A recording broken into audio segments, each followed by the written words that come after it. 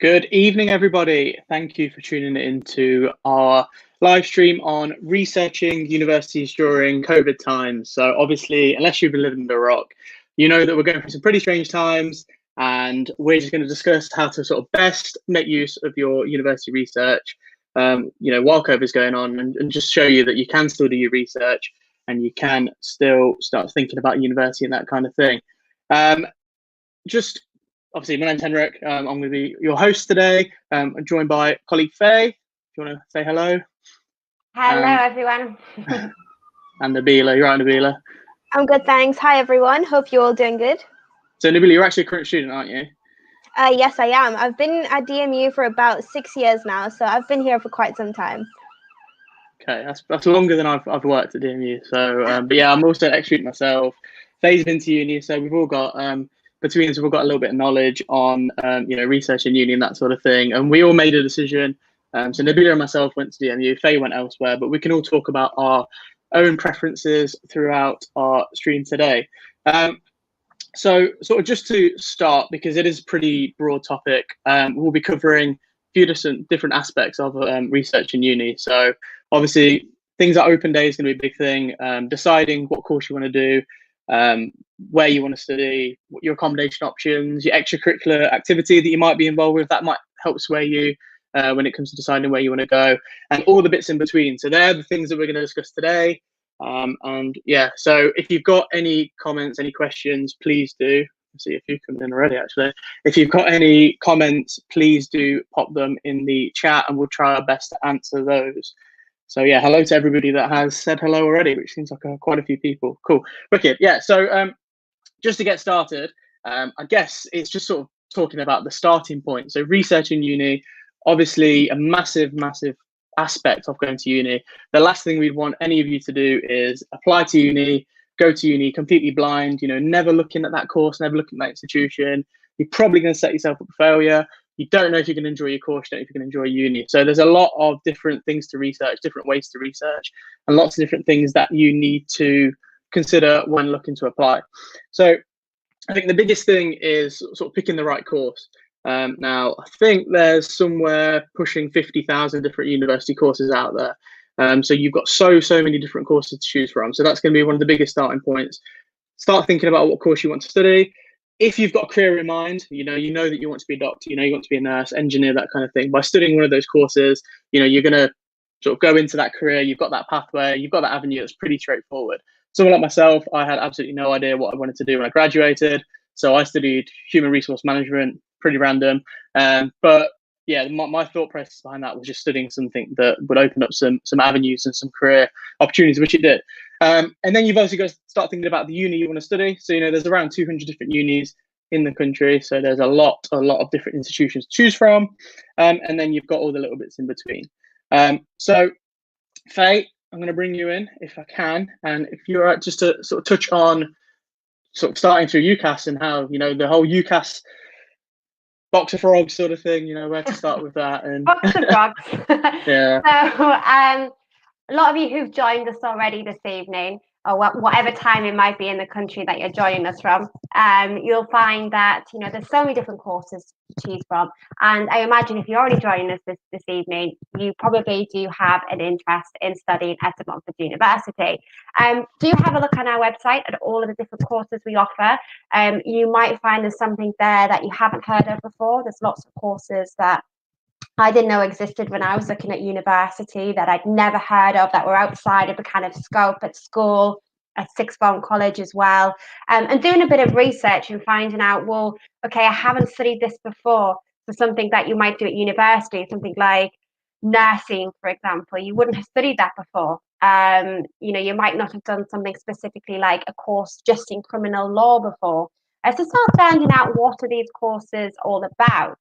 And if you do want to browse, courses generally across the UK, you can have a look at UCAS.com. So that's UCAS.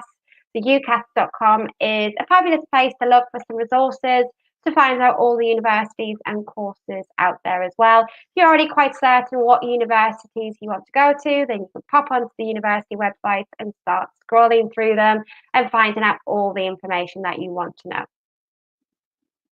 Thank you, Faye. So I think what we'll talk about now is Nabila, if I can just bring you in.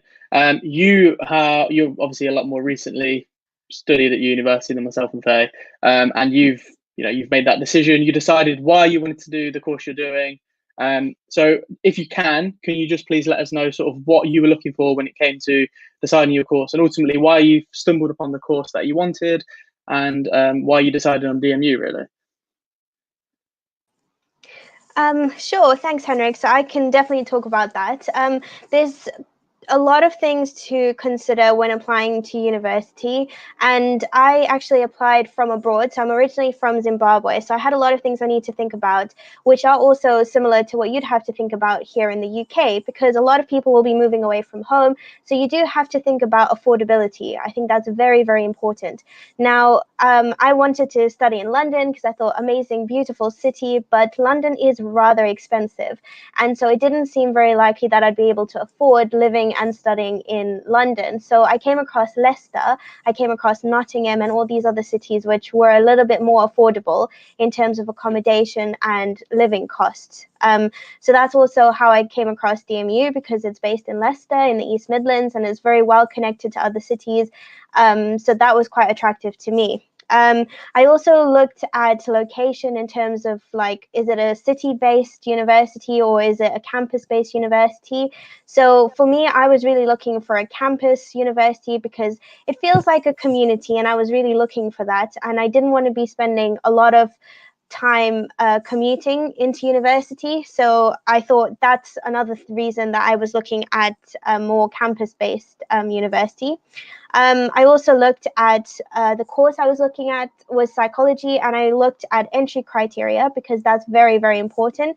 You have to be a little bit realistic when you look at entry criteria and whether you should apply to a certain university or not, because if you're applying to a university that requires 3 A stars and that's not something that's very achievable, then you're just setting yourself up for disappointment. So make sure you look at entry criteria.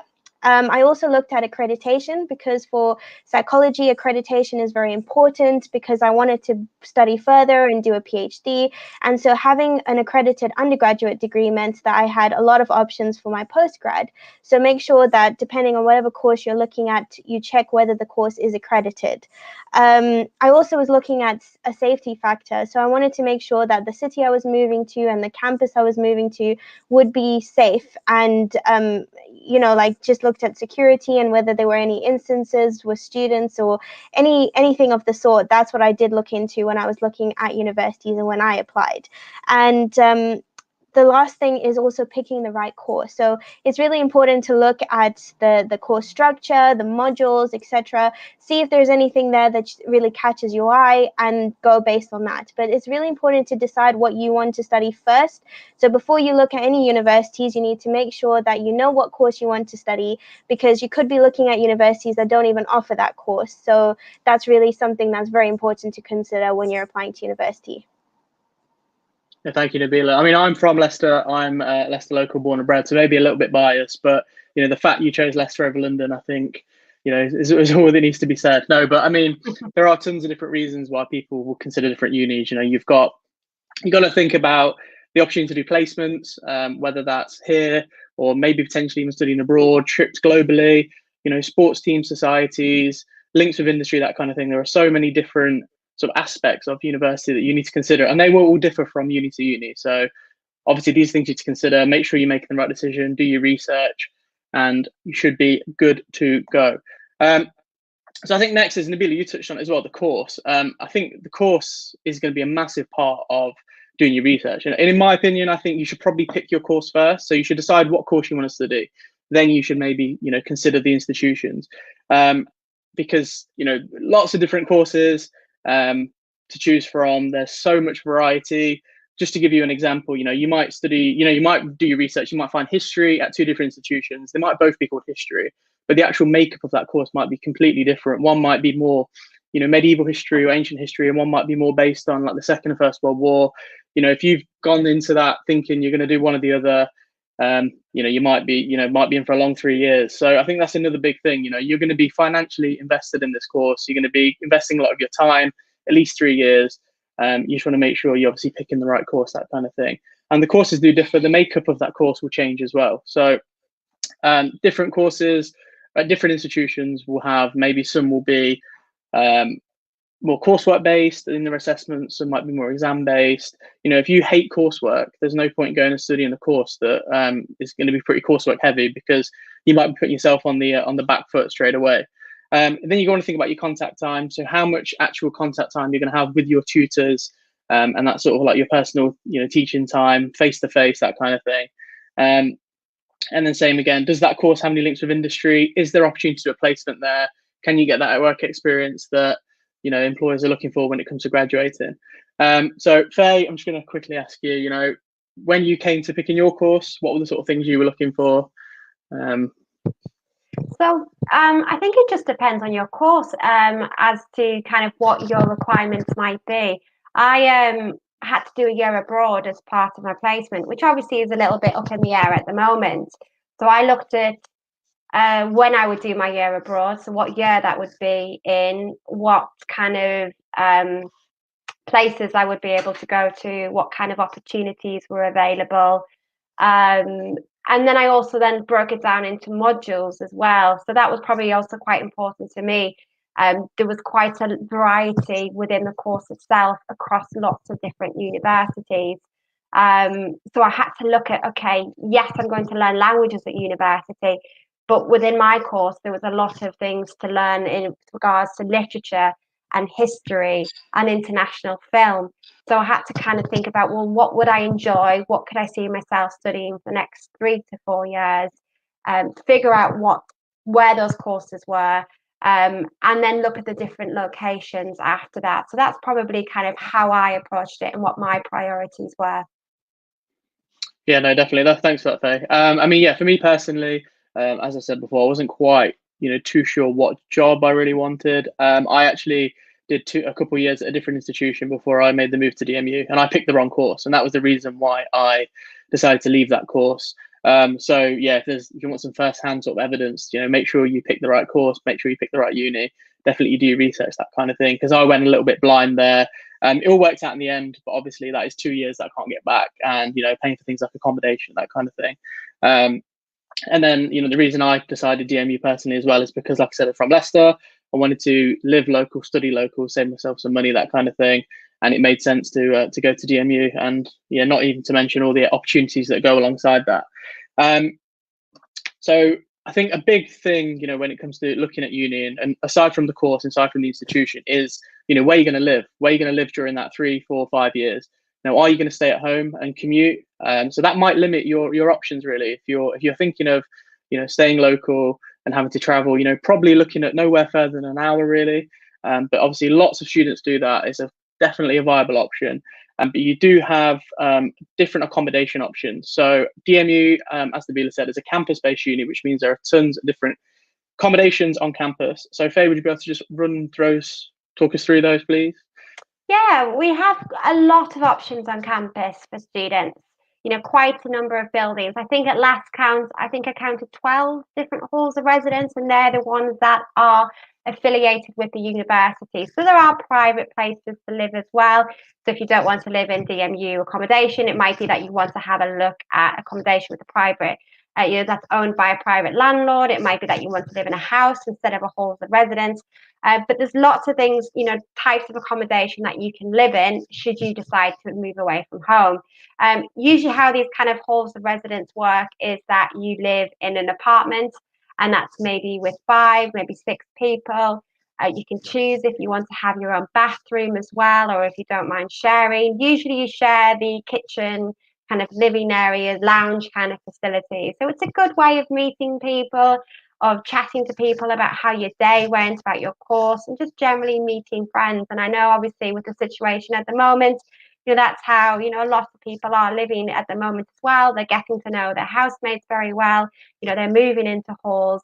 And I think it's good to build that kind of structure, that kind of unit of people that are there when you come home. And again, you can chat to you about your day.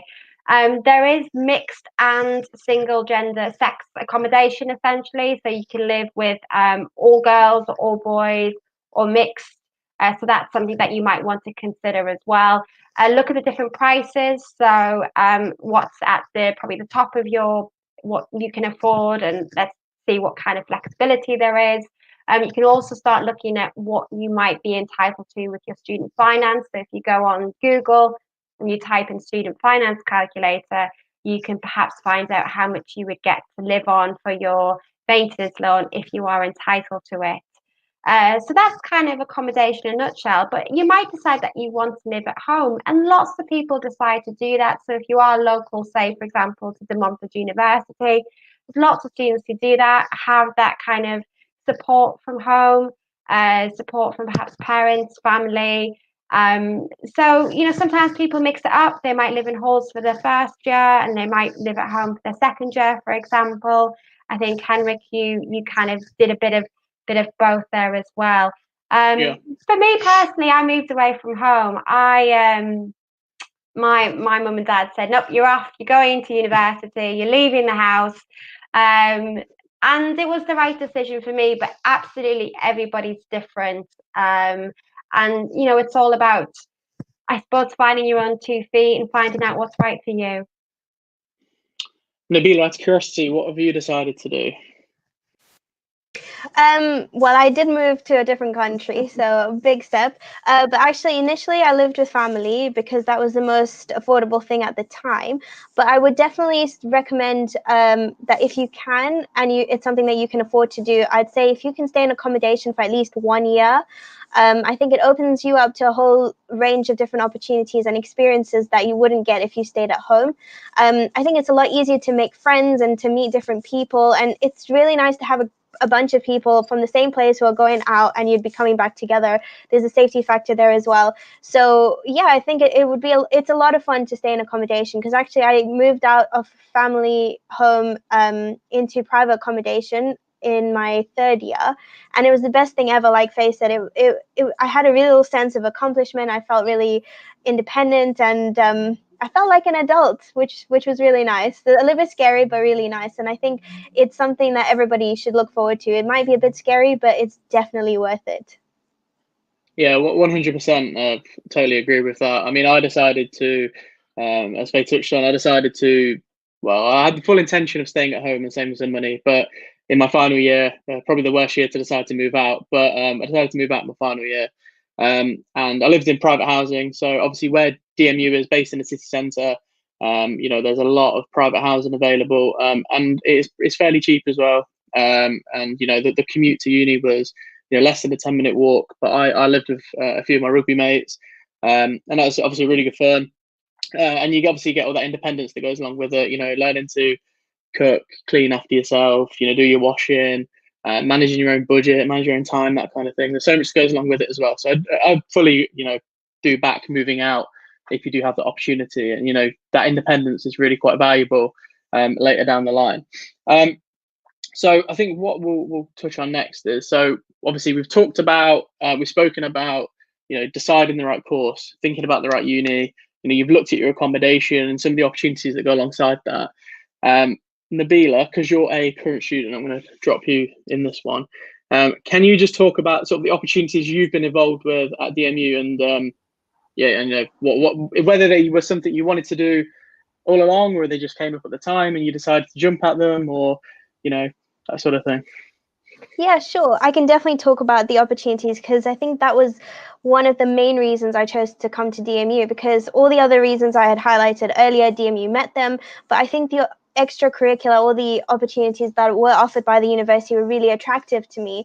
So one of the big ones was the volunteering opportunity.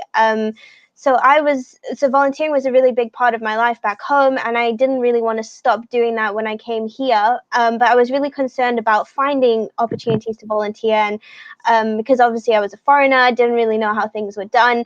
But actually, the university has a little department called DMU Local, and they actually have contacts with charities and organizations across Leicester, and they offer volunteering. And the best thing about that was all the opportunities are sourced by the university. Everything, including training, is organized through the university. So all you have to do is sign up and turn up. And I think that was the best thing for me, because I didn't have to think too hard about it. If something was interesting to me and I wanted to be a part of it, all I had to do was turn up. And it meant that I could participate in a range of different opportunities. So I volunteered with women who were going through cancer treatment. I volunteered with refugees. I helped with diabetes awareness. So I did a whole range of different things. I even volunteered in a school for some time. And it was really beneficial to me, because at the time I wasn't really sure what area of psychology I wanted to go into. So this just meant that I could get some experience in health psychology and educational psychology, so I could gain a better understanding of what it would be like to work in those areas. The other things that were really interesting to me was the global opportunities. Like, obviously at the minute, because of the current situation, students can't travel, but up until now, students have been traveling all over the world throughout the year. And the best thing was that it was subsidized through the university and through the department called DMU Global. So during my time at the university, I volunteered in India, Berlin, Cyprus, Hong Kong. I also went to the US to speak at the UN, a UN conference over there. And so it was really amazing, and it really helped me develop my confidence. I can speak publicly quite easily now. And I've also been able to develop skills which are really useful in the workplace, and they're all transferable skills that can be used anywhere. And it just means that when I pop into an interview, I have something to talk about, which before I would dread. I'd hate the question, oh, tell us about yourself, because I had nothing to say. But through all of these opportunities, I've now developed a profile where I have things to actually talk about. And one of the best things as well was the opportunity to work. And I work as a student ambassador at the university, and it's paid, which is really great. And it's all flexible around my studies and around my, things that I have to do. So if I have a commitment, I don't have to sign up for a shift, or if I'm free for a day, I can sign up for a shift. So it's really flexible. And actually, because of the SAM shifts that I've worked, the student ambassador shifts, I've been able to afford to travel. So it all kind of worked out quite nicely. And I also had an internship through the university, which was also paid for 6 months.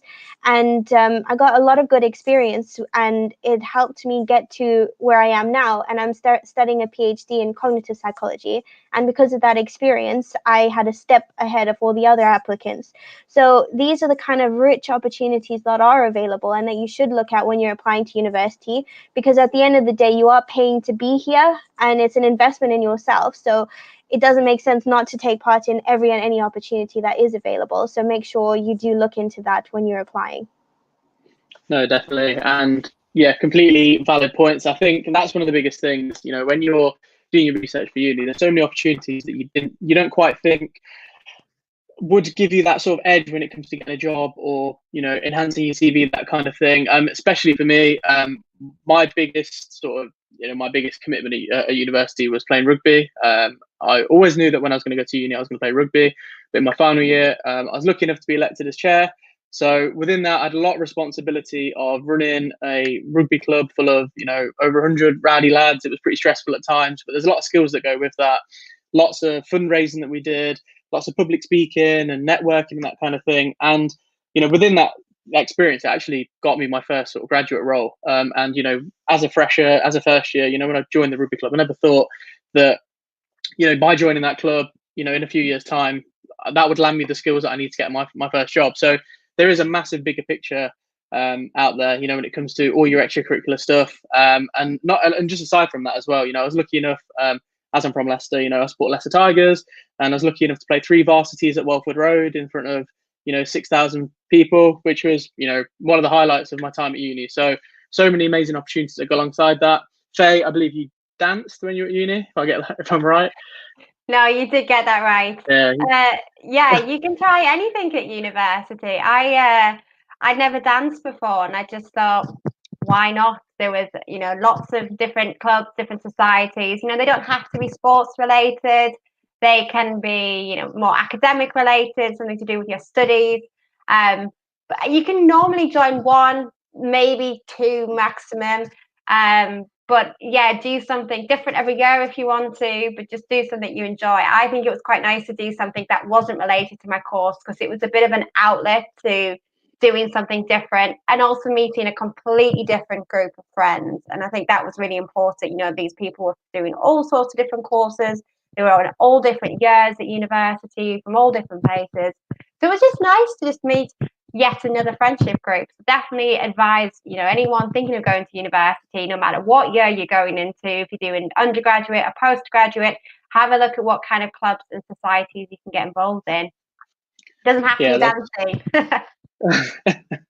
not wouldn't be one that I'd choose, but yeah, I mean, there's so many different societies out there. I think there's like over 150. They range from like the a cappella society to the Game of Thrones society to cocktail making society. Anything you think of, there's probably a society for it. And the best thing is, if there isn't one, all you need is yourself and 3 other mates. You can go set one up. And the Students' Union, who sort of head all these societies and that kind of thing, they give you the funding to set that up. Okay, so I think next thing is probably just to mention the city and location. So same again, a massive part of, you know, when you're considering going to uni. Obviously, Nabila's touched on this already. Probably, you know, maybe didn't want to go to somewhere as big, as expensive as somewhere like London. So, you know, you've got Leicester. It's probably like a medium-sized city, but you know, it's a lot more affordable than somewhere like London. You know, I'm pretty biased because I'm from here, but I think it's, you know, it's pretty nice. And things like transport links, that kind of thing, are, you know, really good. You know, it's an hour on the train to London. It's 45, 50 minutes to Birmingham. East Midlands Airport's you know, just next to Nottingham.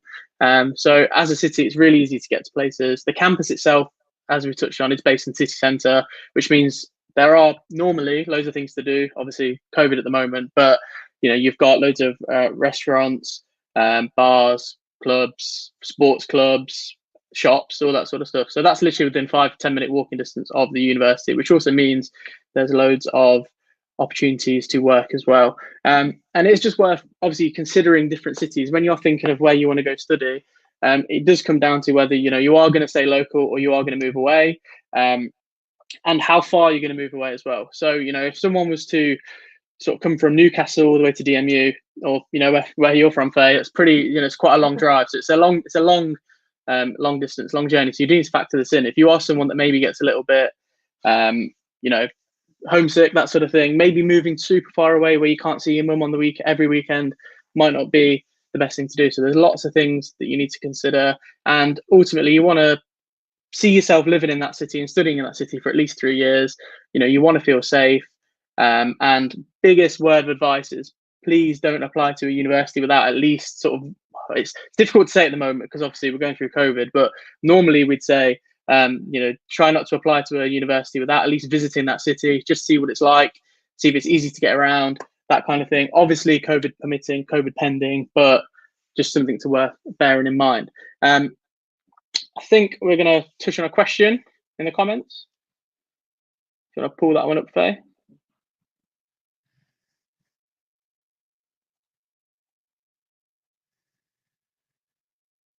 Cool. So we've got a question from Dr. Strange. Thank you for your question. Thank you for your interactions. Hi, are you LGBT friendly? Yes, of course we are. The whole university obviously got a massive initiative towards that kind of thing.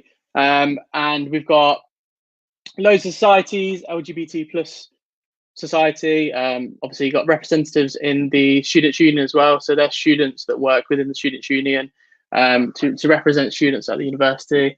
I don't know if either of you two ladies want to touch on anything on that as well.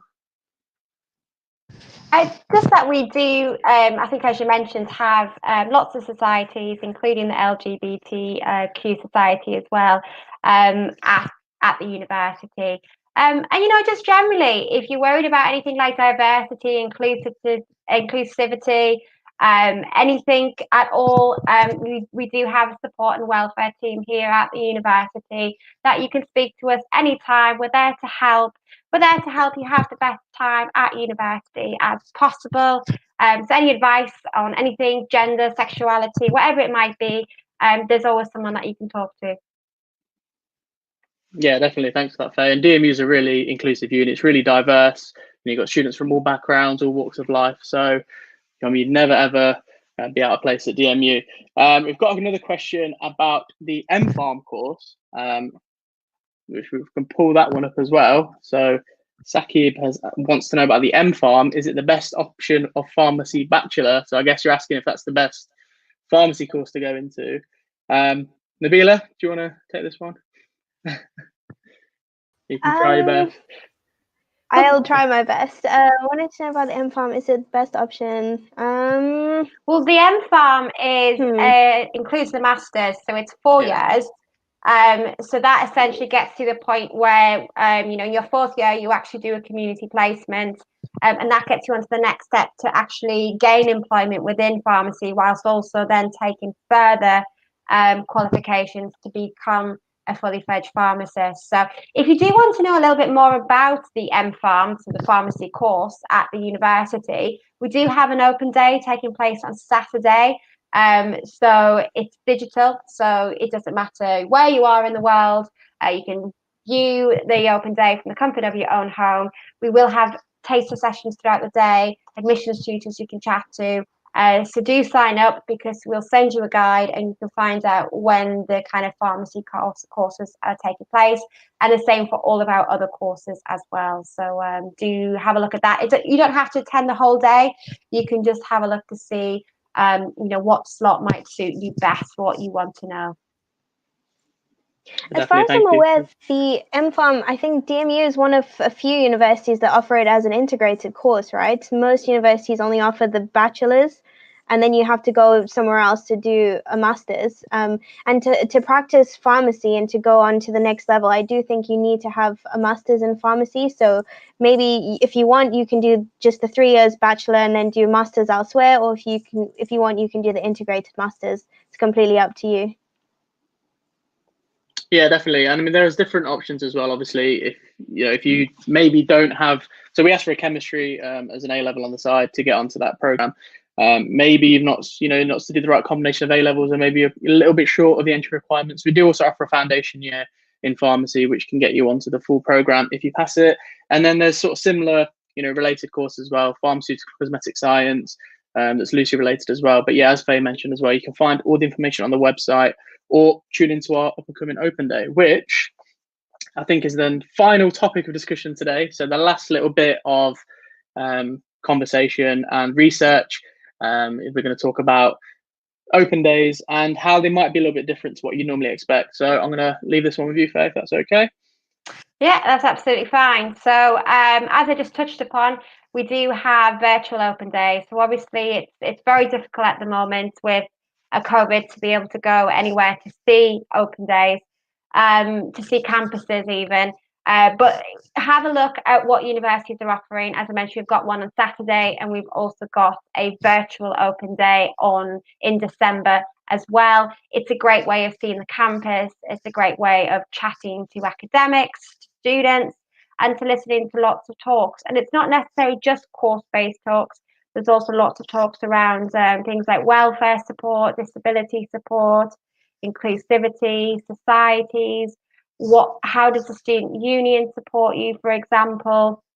There's so many different courses that you can tune into, talks, just to find out a little bit more information about what to expect from university and how they can support you. Something else as well that you can also do if you don't want to wait for an open day is to actually have a look on our website, and we have got a virtual tour on there, so you can actually have a look at our campus, have a look around, see the different buildings, find out where you would study, where would you eat, for example. So these are all here to try and help support you in those really, really important decisions, obviously, whilst you can't come onto campus at the moment. So I have posted some links in the chats here as well. So if you do want to have a look at them, at where to find those links, they're just on the screen now and also in the comments. So this is the one for our virtual campus tour as well. So do feel free to check that out. I think we did have a question pop through that I think I was just going to answer as well about the EPQ, I think it's supposed to be. It might be a little bit of a typo there. So do you accept the EPQ, so the extended project qualification, I think that is, with 3 A levels? So yes, you can add that in. For most courses, you can get UCAS points for that. Just check with us beforehand. and we can confirm that. But yes, mostly you can, but it can vary across universities.